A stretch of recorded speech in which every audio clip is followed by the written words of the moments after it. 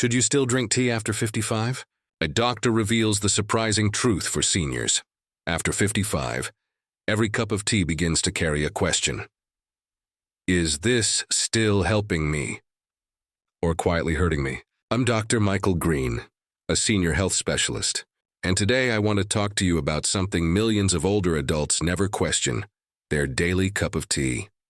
Why tea once helped you, but may not anymore. When you were younger, tea was your comfort.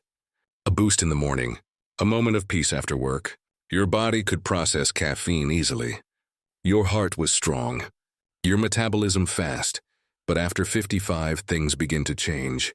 Your kidneys, liver, and heart don't filter caffeine as quickly. That relaxing evening tea may now be quietly raising your blood pressure while you sleep.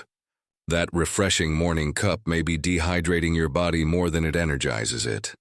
Tea is not your enemy, but your body's response to it has changed. The caffeine clock and when tea helps and when it hurts, you see. After age 55, the timing of tea becomes more important than the tea itself. Morning 6 a.m., 10 a.m. Yes, a light cup of black or green tea can still help you wake up, improve focus, and support brain health. But it must be light. 1 teaspoon per cup and never on an empty stomach. Adding a small piece of toast or fruit prevents acidity and heartburn. Afternoon, 1 p.m., 3 p.m. This is the perfect window for your second and last cup of tea. At this time, your digestion and metabolism are still active. A cup of green, white, or herbal tea can calm your nerves and improve blood circulation. Evening, after 5 p.m. This is where many seniors go wrong. Drinking tea after 5 or 6 p.m., especially black tea, delays melatonin release. That means your brain doesn't get the sleep signal on time. You may find yourself staring at the ceiling at 2 a.m., wondering why you can't fall asleep. So if you love your tea, remember this: no tea after sunset.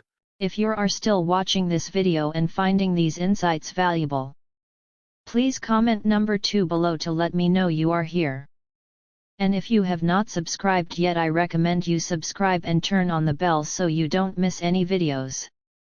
Your supports helps us continue creating good content to inform and inspire you.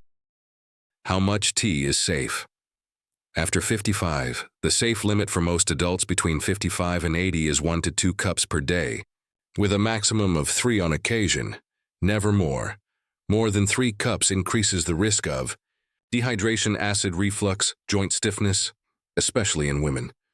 Poor calcium absorption, which weakens bones over time. A surprising 2018 UK study found that seniors who drank more than 5 cups a day had a 30% higher risk of brittle bones and iron deficiency. Your body needs more water, not more tea. The right way to drink tea. After 55, if you want to keep tea in your life, here's how to do it wisely. Always hydrate first. Drink half a glass of water before tea. It protects your kidneys and prevents dehydration. Add milk only if you must. Milk blocks antioxidants. If you love the taste, use a small amount, not a full cup. Never add too much sugar. Each teaspoon of sugar weakens your immune system for several hours. If you can, use a little honey instead, but not in boiling tea. Add it when it's warm. Avoid drinking tea immediately after meals. It blocks iron absorption from your food, leading to fatigue and weakness. Wait 30 minutes after eating before you sip. Choose quality over quantity. Herbal teas like chamomile, tulsi, or ginger tea are gentler on older bodies. They relax the mind and reduce inflammation naturally. The hidden dangers.